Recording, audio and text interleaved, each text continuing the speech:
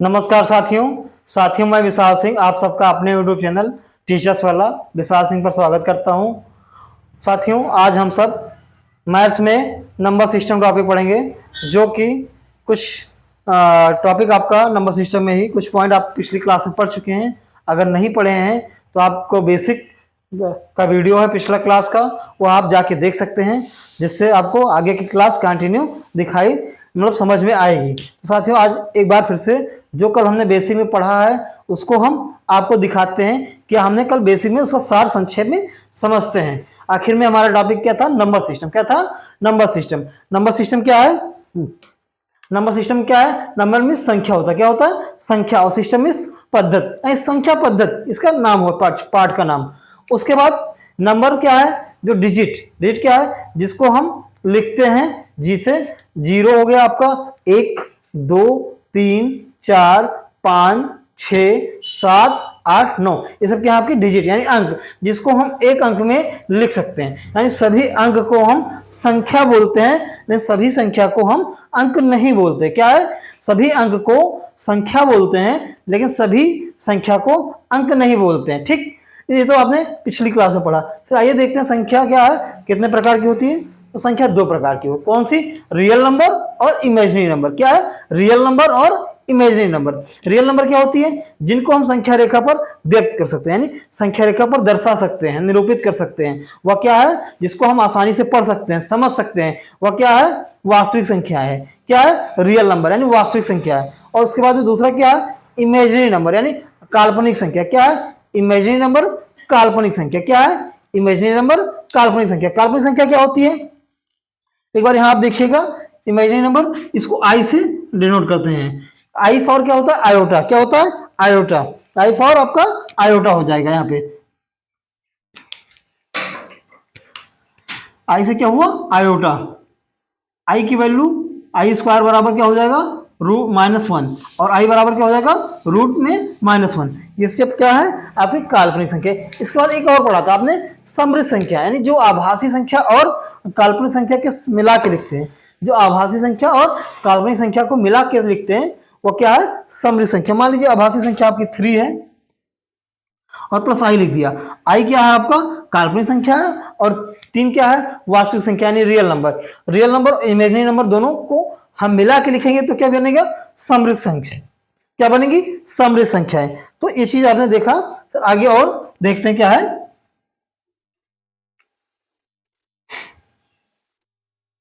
फिर आते हैं जो आपका रियल नंबर है और इमेजिनरी नंबर आपने पढ़ लिया। रियल नंबर फिर कितने प्रकार के होते हैं? 2 टाइप। कौन कौन सा? रेशनल नंबर और इरेशनल नंबर। रेशनल नंबर क्या है? रेशनल नंबर जिसको हम अंश बटे हर के रूप में लिख सकते हैं। किसमें? अंश बटे हर के रूप में लिख सकते हैं, तथा हर का मान 0 ना हो। अंश बटे हर मतलब p/q के फॉर्म में लिख सकते हैं। p/q के फॉर्म में लिख सकते हैं, यानी जो आपका रेशनल नंबर है ये क्या है? p/q के फॉर्म में लिख सकते हैं, लेकिन कंडीशन क्या होनी चाहिए? q जो है 0 के बराबर नहीं होना चाहिए। जो q है 0 के बराबर नहीं हो, यानी हर का मान 0 नहीं होगा तो क्या होगा आपका? रेशनल नंबर यानी परमेय संख्या। रेशनल नंबर परमेय संख्या क्या है? जिसमें हर का मान 0 ना हो और जिसको हम अंश बटे हर के रूप में लिख सकते हैं, वह हमारी क्या हुई? Rational number. ठीक, इसके आगे देखते हैं इरेशनल नंबर। क्या है? रियल नंबर 2 टाइप के आपने पढ़ा, रेशनल नंबर और इरेशनल नंबर। रेशनल नंबर क्या हुआ? जिसको हम अंश बटे हर के रूप में लिख सकते हैं, और इरेशनल क्या है? जिसको हम अंश बटे हर के रूप में ना लिख सके। इसका उल्टा हो जाएगा। क्या है? जिसको हम अंश बटे हर के रूप में ना लिख सके। इसका एक एग्जांपल ले लीजिए, √2 √3, इसमें क्या हो जाएगा? इसका एग्जांपल हो जाएगा, क्योंकि इसका मान जो निकालेंगे एक्यूरेट नहीं निकलेगा, दशमलव में निकलेगा। क्या है? इसका मान एक्यूरेट नहीं निकलेगा, दशमलव में निकलेगा। तो इसका क्या हुआ? आपका इरेशनल नंबर हो गया। उसके बाद में रेशनल नंबर और इरेशनल नंबर से मिलकर क्या क्या संख्या बनती है, इसको हम देखते हैं। क्या है? रेशनल नंबर और इरेशनल नंबर मिलकर क्या बनाएंगे संख्या आपकी? ये देखिए कितनी संख्या बनती है? 6। कौन कौन सी? पूर्ण संख्या, प्राकृतिक संख्या, अभाज्य संख्या, भाज्य संख्या और आपका सहभाज्य संख्या, सम संख्या, विषम संख्या। तो पूर्ण संख्या क्या होती है? पूर्ण संख्या जो 0 से शुरू होती है। किससे शुरू होती है? 0 से शुरू होती है। तो पूर्ण संख्या क्या है? जो 0 से शुरू हो वह पूर्ण संख्या कहलाती है। ठीक, उसके बाद में आपका क्या है, प्राकृतिक संख्या। प्राकृतिक संख्या है जिसको हम गणना कर सकें, मतलब काउंट कर सकते हैं, गिन सकते हैं, जैसे 1 2 3 4 5 6 7 8 9 10 ऐसे कुछ भी लीजिए, मतलब जिसको हम गिन सके वो हमारी क्या है, प्राकृतिक संख्या होती। क्या है, हमारी प्राकृतिक संख्या है। तो क्या हो गई, आपने देखा पूर्ण संख्या समझ लिया, जो संख्या है 0 से शुरू हो, किससे शुरू हो, 0 से शुरू हो, वह क्या है, पूर्ण संख्या। प्राकृतिक संख्या क्या है, जिसको हम गिन सकते हैं। प्राकृतिक संख्या क्या है, जिसको हम गिन सकते हैं, वो क्या है, प्राकृतिक संख्या। अभाज्य संख्या क्या है, अभाज्य संख्या पिछली क्लास में आपने पढ़ा है, अगर नहीं पढ़े हैं तो आप जाके देख लें। अभाज्य संख्याएं वे संख्या होती हैं जिनमें केवल जिनके दो गुणनखंड हो, क्या है, जिनके केवल दो गुणनखंड हो, क्या है, अभाज्य संख्या। जिनके केवल दो गुणनखंड हो वह अभाज्य संख्या होती है। जैसे वह उसका गुणनखंड 1 होगा और वह स्वयं से कटती है, जिसका गुणनखंड 1 हो और वह स्वयं से कटती हो, क्या है, जिसका गुणनखंड 1 हो और वह स्वयं से कटती है, तो वह क्या हो जाएगी, अभाज्य संख्या हो गई। उसके बाद सहाभाज्य संख्या आ गई। सहाभाज्य संख्या क्या है, जिनके बीच कुछ भी कॉमन हो, जिनके बीच कुछ भी कॉमन ना हो, क्या है, जिनके बीच कुछ भी ना कॉमन ना हो, कुछ भी कॉमन ना हो मतलब कुछ तो होगा, एक कॉमन होगा, क्या होगा, उसका एचसीएफ यानी मासापा, एचसीएफ यानी मासापा क्या है, एक आना चाहिए। इसका एचसीएफ क्या आएगा, हमेशा एक। जो सहभाज्य संख्याएं हैं, सहभाज्य संख्याओं का एचसीएफ हमेशा एक होता है, और एलसीएम क्या होता है, इन संख्याओं का गुणनफल होता है। एलसीएम क्या होता है, इन संख्याओं का गुणनफल, गुणनफल होता है। संख्या का गुणनफल लिख देता हूं, संख्या का गुणनफल होता है। ठीक, इसके बाद में आते हैं सम संख्या।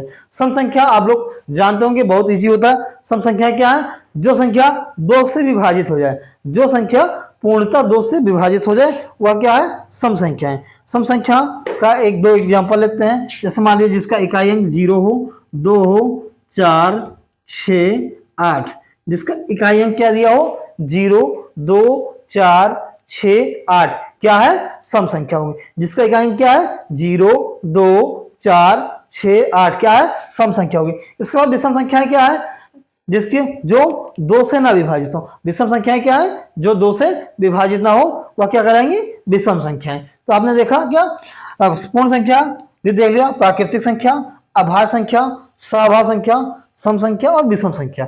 फिर से एक बार इसको रिकॉल कर लेते हैं। जो आपकी पूर्ण संख्या है 0 से शुरू होती है। पूर्ण संख्या किससे शुरू होती है, 0 से शुरू होती है। प्राकृतिक संख्या किससे शुरू होती है, जिसको हम गिन सकते हैं, यानी 1 2 3 4 5 6 7 8, जिसको हम काउंट कर सके, गिन सके, वह क्या है, प्राकृतिक संख्या है। फिर आप कहा था अभाज्य संख्या। क्या अभाज्य संख्या है, जिनका गुणनखंड केवल 2 हो, जिनका गुणनखंड केवल 2 हो, क्या है, जिसका गुणनखंड 1 और वह संख्या स्वयं हो, जिसका गुणनखंड 1 और वह संख्या स्वयं हो, वह क्या कहलाएगी, अभाज्य संख्या है। और उसके बाद में सहभाज्य संख्याएं, जिनके बीच कुछ भी कॉमन न हो। सहभाज्य संख्या क्या है, जिनके बीच कुछ भी कॉमन न हो, क्या कहलाती है, सहभाज्य संख्या कहलाती है। ठीक है, जिनके बीच कुछ भी कॉमन न हो या सहभाज्य संख्या कहलाती है। और सहअभाज्य संख्या का हमेशा एचसीएफ 1 आएगा। सहअभाज्य संख्या का एचसीएफ यानी मासापा, महत्तम समापवर्तक क्या आएगा, हमेशा 1 आएगा। और इसका लघुत्तम समापवर्तक यानी एलसीएम क्या आएगा, जो संख्याएं दी है उनका गुणनखंड या जो संख्या दी है उनका गुणनफल क्या होगा, उनका लासा होगा हमेशा। ठीक, आगे आते हैं सम संख्या। जो संख्याएं 2 से विभाजित हो जाए, जो संख्याएं 2 से कट जाए पूरी पूरी, वह सम संख्या कहलाती है। यानी कह सकते हैं जिसका इकाई अंक क्या हो, 0 दिया हो, 2 हो, 4 6 8 हो, तो क्या हुई, सम संख्याएं हो गई। उसके बाद में आते हैं विषम संख्याएं। विषम संख्याएं, जो संख्या 2 से नहीं कटेंगी वो विषम संख्या हो जाएगी। इसके बाद आते हैं क्या है, आपका पाई क्या है। पाई एक अपरिमेय संख्या है। पाई क्या है, एक अपरिमेय संख्या है। और पाई क्या है, एक अपरिमेय संख्या है। बल्कि जो पाई का मान होता है 22/7, पाई का मान क्या होता है, 22/7, क्या है, ये अपरिमेय संख्या है। क्या है, अपरिमेय संख्या है। ठीक, आगे आते हैं पूर्ण संख्या क्या है, 0 से शुरू होती है, जो कि अभी आपको मैंने पहले ही बताया। पूर्ण संख्या क्या है, 0 से शुरू होती है, जो कि मैंने अभी आपको पहले ही बताया। फिर आते हैं प्राकृतिक संख्या, जो 1 से शुरू होती है और जिसको हम गिन सकते हैं। जो 1 से शुरू होती है और जिसको हम गिन सकते हैं, क्या है, प्राकृतिक संख्या कहलाती है। आगे आते हैं सबसे छोटी अभाज्य संख्या क्या होती है, 2 होती है। सबसे छोटी अभाज्य संख्या कहें या ऋण संख्या, क्या है, सबसे छोटी अभाज्य संख्या कहिए या ऋण संख्या, क्या है, 2 है। अभाज्य संख्या को ही ऋण संख्या कहते हैं। ऋण संख्या है क्या, जो किसी से ना कटे, जो किसी से ना कटे उसे ऋण संख्या भी कहते हैं और अभाज्य संख्या भी कहते हैं। क्या है, जिसको जो किसी से ना कटे उसे ऋण संख्या भी कहते हैं और अभाज्य संख्या भी कहते हैं। तो क्या है, सबसे छोटी अभाज्य संख्या 2, और सम अभाज्य संख्या पूछेगा तब भी 2।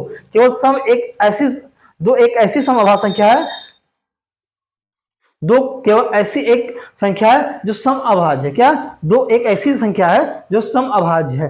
ठीक, आगे आते हैं। सबसे छोटी विषम अभाज्य संख्या क्या होगी, जो ऋण संख्या जिसको बोलते हैं 3। सबसे छोटी विषम अभाज्य संख्या क्या है, 3, जो 3 किसी से नहीं कटता, स्वयं से कटता है।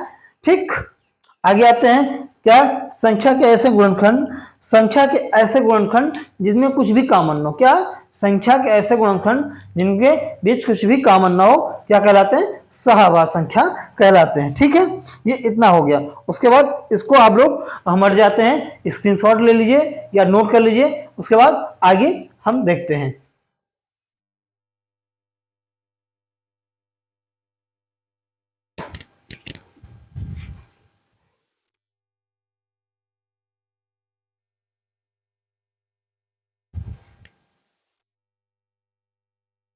ठीक साथियों, आपने यह नोट कर लिया होगा और आपको अच्छे से समझ में आ गया होगा। ठीक, आगे हम लोग आगे देखते हैं। इसमें क्या है, क्रमागत संख्याओं का हम जोड़ना सीखेंगे। क्या है, क्रमागत संख्याओं को जोड़ना सीखते हैं। क्या सीखते हैं, क्रमागत संख्याओं को जोड़ना सीखते हैं। क्रमागत संख्या क्या है, जो लगातार हो, जैसे 1 2 3 4 5 6 7 8 9 10 कंटिन्यू लिखी हो, वह क्या कहलाएंगे, आपकी क्रमागत संख्याएं कहलाती हैं।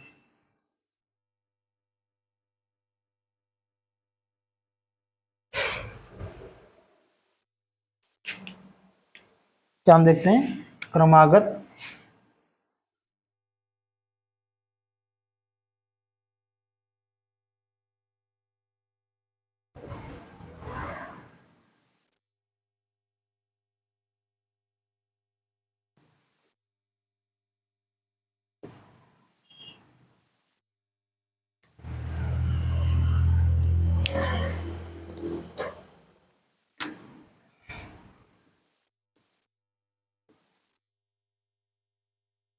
क्रमागत संख्याओं को जोड़ने का सूत्र क्या होता है, n+1/2।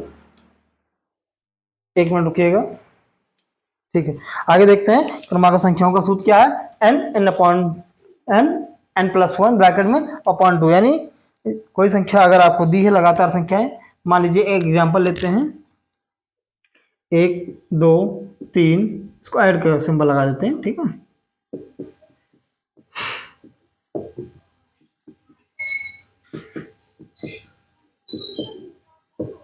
ठीक, ये मैंने 10 तक संख्या ले ली। कितने तक, 10 तक संख्या ले ली। तो एक टोटल संख्या कितनी है साथियों, 10। कितनी है, 10। 10 तक संख्या है तो ये 10 है। n बराबर हमारा कितना हो जाएगा, 10। n बराबर क्या होगा, 10 हो जाएगा। तो आइए देखते हैं, इस फार्मूले पे रखते हैं। क्या है, इसका मान हम फार्मूले पे रखते हैं। फार्मूला हमारा क्या है, n+1 ब्रैकेट में और बटे 2। तो हम लिखते हैं n की वैल्यू क्या है, 10, और 10 + 1 और बटे 2। तो 2 से 5 बार जाएगा, कट जाएगा। फिर यहाँ आ गया 5 और इधर आ गया गुणे में 10 और 1 11। तो क्या आएगा, 11 × 5 = 55। जैसा कि आप जानते हैं, 1 से क्या है, 10 तक की संख्याओं का योग कितना होता है, 55। 1 से 10 तक की संख्याओं का योग कितना होता है, 55 होता है। ठीक, आगे इसी में एक और करते हैं। मान लीजिए 1 2 3 4 ऐसे क्या है, आपका 20 तक दिया है। क्या, 20 तक दिया है। ठीक, तो इसको जोड़ते हैं। अभी यहाँ हमारा n की वैल्यू क्या थी, 10 थी। और यहाँ पे क्या हो जाएगी, n की वैल्यू 20। n की वैल्यू क्या हो जाएगी, 20। आप इसको ऐसे भी जोड़ सकते हैं, जैसे 1 2 3 4 लिखा है। आपको अगर फार्मूला नहीं याद है तो ऐसे जोड़ सकते हैं, लेकिन आप कब तक जोड़ लेंगे, काफ़ी संख्याएं आ सकती हैं। तो आपको यह फार्मूला याद होना चाहिए कि क्रमागत संख्याओं के जोड़ का फार्मूला क्या होता है। तो क्रमागत संख्याओं के जोड़ का फार्मूला क्या होता है, n और n+1/2। n क्या है, संख्या। क्या है, n क्या है, संख्या। लिख देता हूँ, n क्या है, संख्या। कि कितनी संख्याएं दी हैं उतना हम लिख देंगे और उसको सॉल्व करेंगे। ठीक, फिर हमारे पास n क्या दिया है, यहाँ पे 20, n क्या दिया है 20, n क्या है 20, तो हमने क्या लिखा 20 है और 20 प्लस 1 हो जाएगा, क्या होगा 20 प्लस 1 बटे 2, इसको कट कर देंगे, क्या आएगा 10। आगे देखते हैं 10 और 20 है कि 21, इसको गुणा कर देंगे, 10 और 21 गुणा करेंगे कितना आएगा 210, क्या हुआ 210 आ गया आपका। ठीक, आगे एक और देखते हैं, तब तक इसको मैं रफ कर देता हूं।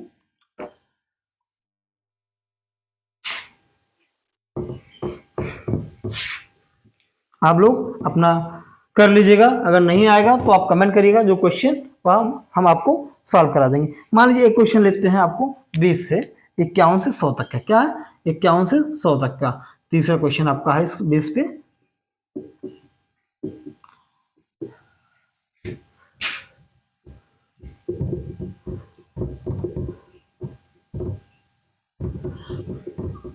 फिर बात आती है ये क्या है, हमारे पास 51 से 100 तक है, तो इसका योग क्या आएगा। ठीक, तो इसके लिए आपको पहले क्या करना पड़ेगा, 100 तक निकालेंगे, उसमें से 51 से 100 तक निकाल के घटा देंगे। ठीक, तो 1 से 100 तक निकालते पहले, एक बार n बराबर 50 मान के निकालेंगे और एक बार n बराबर 100। ठीक, फिर दोनों का अंतर कर लेंगे क्योंकि लगातार संख्या होगा आ जाएगा। ठीक, n बराबर 50 मैंने मान लिया, तो हमारा क्या हुआ 50 और 50 प्लस 1, क्या हुआ 50 प्लस 1 बाई 2, तो क्या आएगा यहाँ पर 25, 25 गुणे 51, क्या हुआ 25 गुणे 51 हो जाएगा आपका। तो हमारा यहाँ पे क्या आ जाएगा 1275, क्या आएगा 1275, इसका गुणा कर देंगे। ठीक,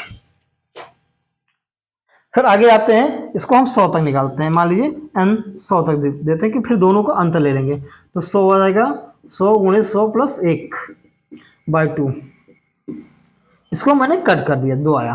ठीक, फिर इसमें से क्या आएगा 50, यहाँ पे क्या आया था हमारा 50 और गुणे 101, 101 को गुणा हम 50 से करेंगे कितना आएगा 2550, कितना आएगा 2550 आएगा। ठीक, फिर आगे हम क्या करते हैं, इनमें से दोनों का अंतर निकाल लेते हैं, क्या है दोनों का अंतर निकाल लेते हैं।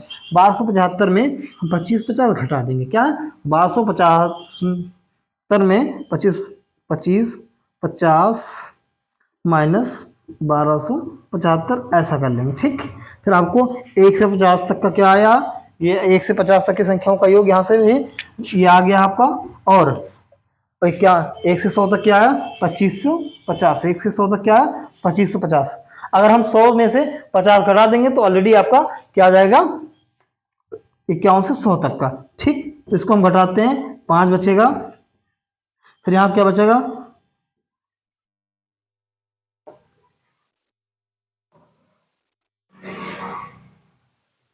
10 में से 5 में 5 और 14 60 का 60, शायद 7 बचेगा, यहाँ 7 बचेगा, और क्या बचेगा आपका, ये आ गया आंसर। ठीक, तो आपका क्या हुआ 51 से इसकी संख्या 1175 हो गई। ठीक है,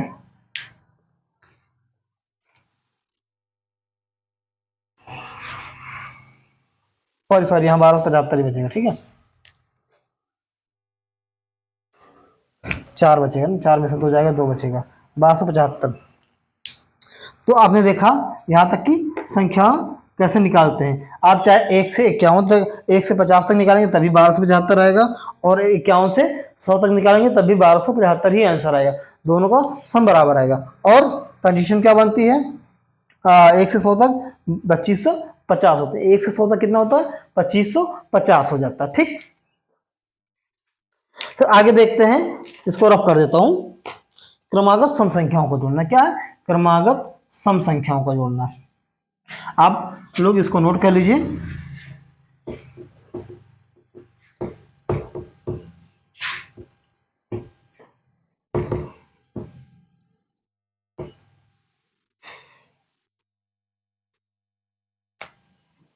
क्रमागत सम संख्याओं का जोड़ने का लिखते हैं, सम संख्याओं का जोड़ना।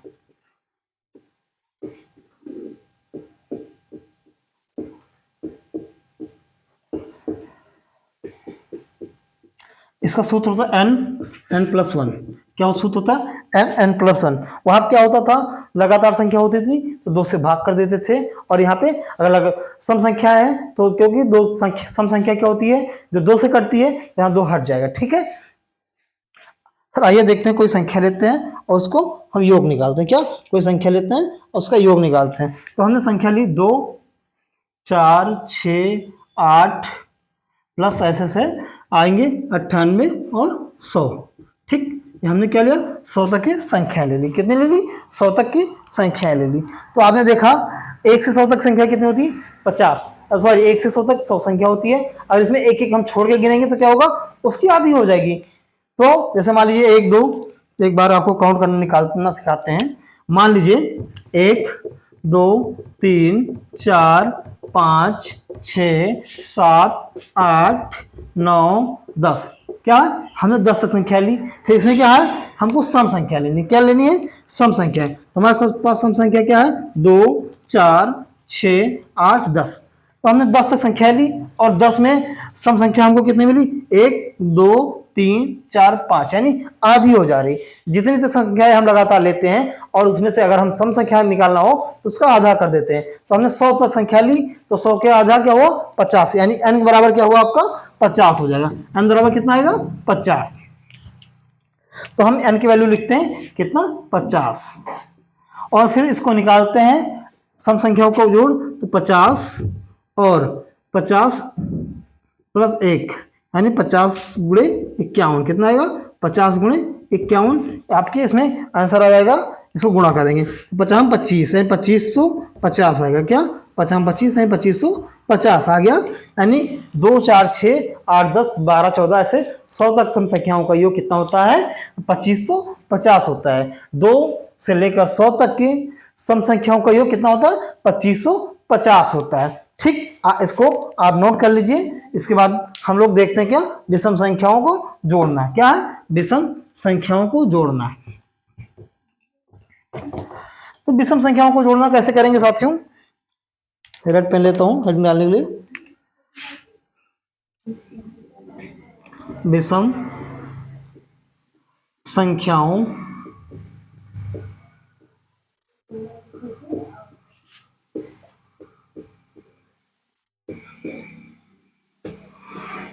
जोड़ना।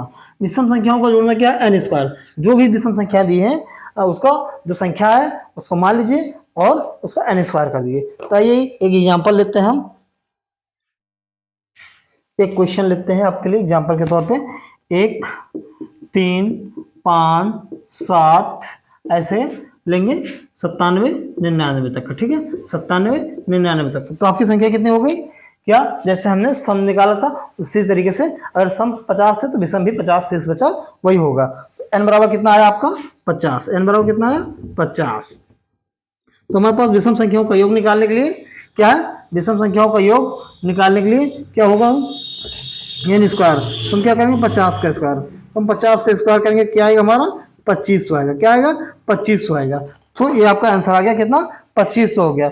ठीक, आगे आते हैं, एक अगला क्वेश्चन देखते हैं। आप लोग इसको समझ में आ ही गया होगा और इसको नोट कर लीजिएगा। फिर अगर नहीं आता है फिर आप कमेंट करिएगा, हमको आपको अगले वीडियो में समझा देंगे। एक विस्तृत वीडियो बनाएंगे इस टॉपिक को लेकर कि आपको कई क्वेश्चन प्रैक्टिस करा देंगे, जिससे आपको रट जाएगा कि निकाला कैसे जाता है। ठीक,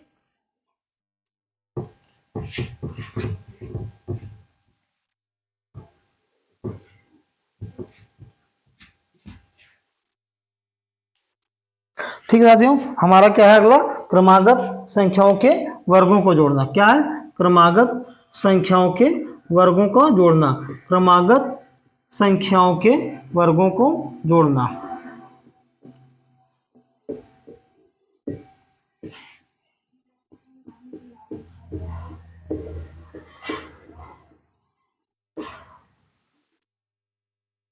ठीक, क्या हुआ हमारा, क्रमागत संख्याओं के वर्गों को जोड़ना। फिर आइए इसको करते हैं, कैसे करेंगे इसका पहले सूत्र लिख देते हैं आपको। मान लीजिए n है, n+1 फिर 2n + 1 अपॉन 6। क्या होगा इसका सूत्र, n+1 2n + 1 अपॉन 6 हो गया। ठीक, अब मान लीजिए हम एक आपको 20 तक की संख्या ले लेते हैं और इनके वर्गों को जोड़ना है। एक क्वेश्चन बनाया, 1 वर्ग, 2 वर्ग, 3 वर्ग, 4 वर्ग, ऐसे से 20 तक ले लिया। ठीक है, तो हमारी संख्या कितनी हो गई? 20। एन की वैल्यू हमारे पास कितनी है? 20। तो हम इसको एन की वैल्यू कितना रखते हैं? 20। एन बराबर मैंने लिखा क्या? एन बराबर 20।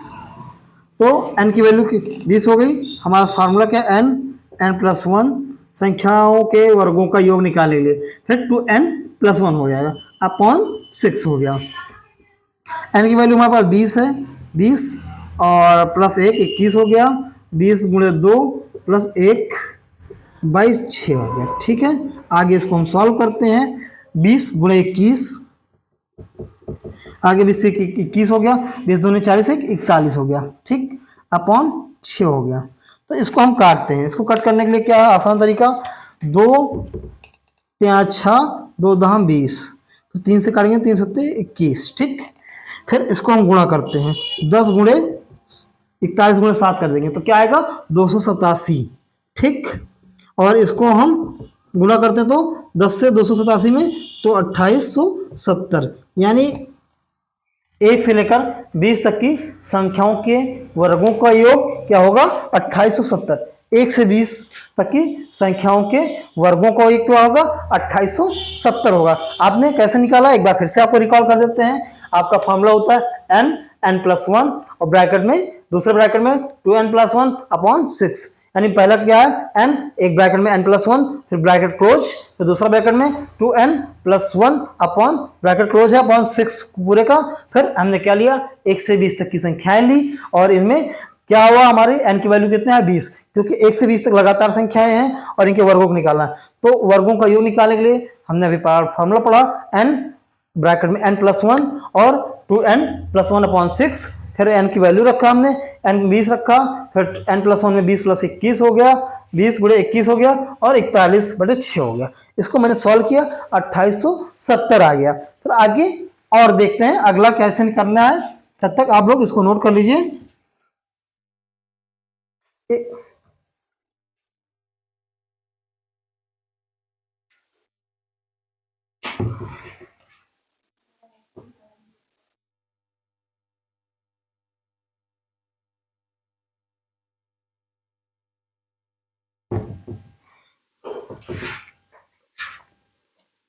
फिर आगे हमारा क्या है? हेडिंग क्रमागत संख्याओं के घनों का योग। अभी आपने पढ़ा क्या? वर्गों का योग। अब आगे पढ़ेंगे क्या? घनों का योग कैसे निकालते हैं। क्रमागत संख्याओं के घनों का योग,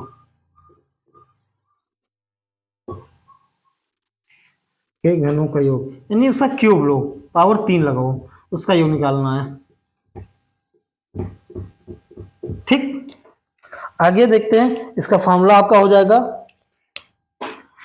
एन एन प्लस 1 अपॉन 2 पूरे का वर्ग।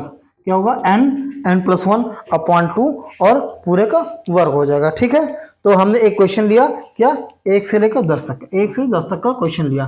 तो एक हो जाएगा 1 क्यूब, 2 क्यूब, 3 क्यूब, 4 क्यूब, ऐसे 10 तक का ले लेते हैं। ठीक, 9 का क्यूब और 10 का क्यूब, ये आपका आ गया।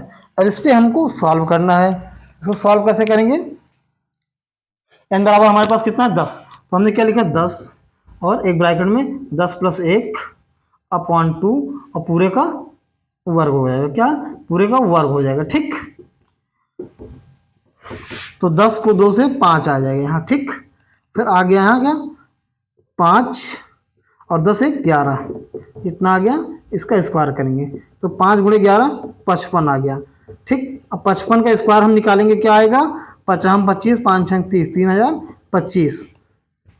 तो आप लोगों को हम साथियों क्या है वर्ग निकालना भी ट्रिक माध्यम से बताया, जैसे हमने अभी बताया कि बिना गुणे निकाले आप कर सकते हैं कि वर्ग किसका क्या आएगा। जैसे आपका क्या था? 55 था, तो हमने देखा 55 का गुणा, 55 का वर्ग कैसे निकाले? तो 5 का स्क्वायर कितना होता है? 25। 5 के बाद कौन सी संख्या आएगी? 6। तो 5 में गुणा हम 6 से कर देंगे, तो क्या है? 3025। ऐसे ही इंटरेस्टिंग आपको ट्रिक सीखने के लिए वर्ग निकालना हो चाहे क्यूब निकालना हो तो आप हमारे चैनल को जरूर सब्सक्राइब कर लीजिएगा। ठीक साथियों, फिलहाल इसमें आज की क्लास में इतना ही रखते हैं, क्योंकि आपका नंबर सिस्टम का जो बेसिक चीज है वो क्लियर हो गया है। और अगर आपको कुछ कमियां नजर आती हैं वह बताइए, वह हम आपको और अच्छे से समझा देंगे, एक अलग से वीडियो बना देंगे। और अगला वीडियो आएगा साथियों आपके लिए, जो आप टॉपिक कमेंट करके बताएंगे वह टॉपिक, या हम इसी पे क्या करेंगे, फिर से एक बार वीडियो लेके आएंगे और आपको प्रैक्टिस कराएंगे जो आपके एग्जाम में क्वेश्चन बनने वाले हों। तो धन्यवाद साथियों। और अगर आप सब हमारे चैनल पर पहली बार विजिट कर रहे हैं तो चैनल को सब्सक्राइब करना मत भूलें। Thank you.